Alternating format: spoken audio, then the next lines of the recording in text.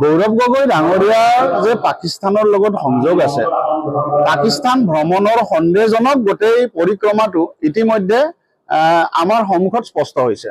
মুখ্যমন্ত্ৰী মহোদয়ে তেখেতক SITৰ প্ৰতিবেদনৰ ভিত্তিত কেইটামান প্ৰশ্ন উত্থাপন কৰিছিলে। প্ৰথম প্ৰশ্নটো আছিলে যে তেখেতৰ পত্নীয়ে পাকিস্তানৰ পৰা দৰমহা লৈছিলে নে নাই, পাকিস্তানত তেখেতৰ পত্নীৰ এতিয়াও বেংক একাউণ্ট সক্ৰিয় হৈ আছে নে নাই। এই প্ৰশ্নবিলাকৰ কিন্তু টু দা পইণ্ট উত্তৰ গৌৰৱ গগৈ দিব নোৱাৰিলে, তেখেতে চালে বেৰে কোবাইছে। এতিয়া নতুন কথাটো হৈছে তেখেতে তক্ষশিলা যোৱা কথা কৈছে। তক্ষশিলা যোৱা কথাটো আকৌ নতুন কথা এটা আহি গ'ল।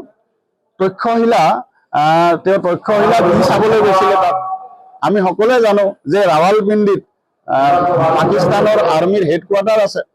তেখেত কেনেকে ইছলামাবাদৰ পৰা তক্ষশিলা পালে, এই গোটেই কথাবিলাক এতিয়া আকৌ অধিক গভীৰ ৰহস্যৰ মাজলৈ গৈছে। আৰু সেইকাৰণে আমাৰ অসম চৰকাৰৰ কেবিনেটে সিদ্ধান্ত লৈছে যে SITৰ প্ৰতিবেদনৰ ভিত্তিত গোটেই বিষয়টো যাতে উচ্চ স্তৰৰ তদন্ত হয়, তাৰ কাৰণে কেন্দ্ৰীয় তদন্তকাৰী সংস্থালৈ এই গোটেই বিষয়টো প্ৰেৰণ কৰিব। কেন্দ্ৰীয় তদন্তকাৰী সংস্থাই যেতিয়া গোটেই বিষয়টো তদন্ত কৰিব, তেতিয়া গোটেই কথাবিলাক জল পট হ'ব। কিন্তু আমাৰ কাৰণে দুৰ্ভাগ্যজনক, কাৰণ তৰুণ গগৈ ডাঙৰীয়া তিনিবাৰৰ মুখ্যমন্ত্ৰী, বিৰোধী দলৰ নেতা হলেও আমি তেখেতক যথেষ্ট সন্মান কৰো। তেখেতৰ পুত্ৰ বোৱাৰী যদি পাকিস্তানৰ এজেণ্ট বুলি তদন্তত প্ৰমাণ হয় বা তেখেত গ্ৰেপ্তাৰ হ'বলগীয়া পৰিস্থিতিৰ সৃষ্টি হয়, সেইটো আমাৰ অসমীয়া জাতিৰ কাৰণে এটা দুৰ্ভাগ্যজনক খবৰ হ'ব। গৌৰৱ গগৈ যিটো কথা কৈছে,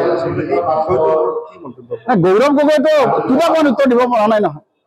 তেখেতৰ পত্নীৰ এতিয়াও বেংক একাউণ্ট পাকিস্তানৰ সক্ৰিয় হৈ আছে নে নাই, এই প্ৰশ্নটো উত্তৰ দিব পৰা নাই।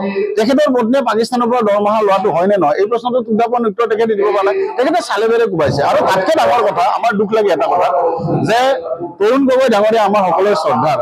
এতিয়া তৰুণ গগৈ দুয়োটা নাতি কিন্তু খ্ৰীষ্টিয়ান হৈ গ'ল আৰু ইংৰাজ হৈ গ'ল।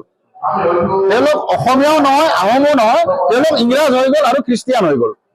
আৰু আটাইতকৈ ডাঙৰ কথাটো, গৌৰৱ গগৈ এটা বহুত নৈতিকভাৱে খুব এটা তলৰ পৰ্যায়ৰ কাম কৰিছে। তেওঁ নাবালক ল'ৰা ছোৱালী দুটাই তেওঁলোকে সিদ্ধান্ত ল'ব পৰা হোৱা নাই তেওঁলোকে ধৰ্ম সলনি কৰিব নে নাই। 18 বছৰ হ'লে তেওঁলোকে সিদ্ধান্ত ল'ব যে তেওঁলোকে নিজে ধৰ্ম সলনি কৰিব নেকি। কিন্তু 18 বছৰৰ তলৰ নাবালক দুটা ল'ৰা ছোৱালী মাক বাপেকৰ ইচ্ছাত তেওঁলোকে ধৰ্ম সলনি কৰিবলগীয়া হৈছে, এইটো তেওঁলোকৰ প্ৰতি অন্যায় কৰা হৈছে।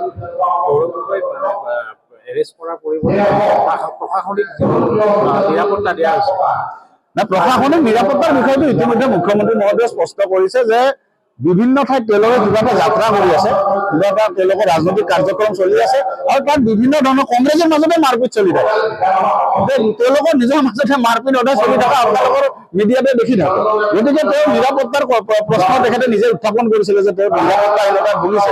গতিকে এইটো এটা চৰকাৰৰ দায়িত্ব, যদি এজন বিৰোধী দলৰ নেতাই নিজে নিৰাপত্তাহীনতাত ভুগিছে বুলি ভাবিছে আৰু তেখেতৰ দলীয় কৰ্মীৰ পৰাই তেওঁ নিৰাপত্তাহীনতাত ভুগিছে, গতিকে চৰকাৰৰ এইটো দায়িত্ব, কাৰণ তেখেত বিৰোধী দলৰ এগৰাকী নেতা, তেখেতৰ নিৰাপত্তা দিয়াটো চৰকাৰৰ দায়িত্ব।